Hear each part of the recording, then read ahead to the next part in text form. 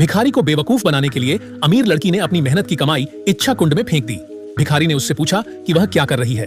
अगले ही पल एनी ने 100 युआन निकाले और उससे पूछा कि क्या उसे ये चाहिए। बेशक उसे ये चाहिए थे। एनी ने उसे इच्छा कुंड से एक सिक्का उठाने को कहा।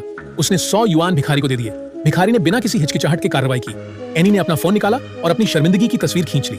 जब भिखारी ने सिक्का उठाकर उसे दिया तो उसने अपना चेहरा बदल लिया और कहा कि यह वह सिक्का नहीं था जो उसे चाहिए था।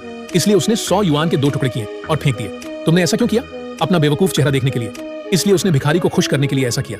उसे एहसास हुआ कि भिखारी की इच्छा एनी को पैसे का महत्व बताना था। जब एनी ने उसकी बातें सुनी तो वह उस पर हंस पड़ी। उसे लगा कि उसका व्यवहार बहुत बचकाना है। कोई आश्चर्य नहीं कि वह भिखारी बन गई। एनी ने बेतरतीब ढंग से एक सिक्का उठा लिया। अगर उसकी इच्छा उपयोगी थी तो वह एक नई कार चाहती थी।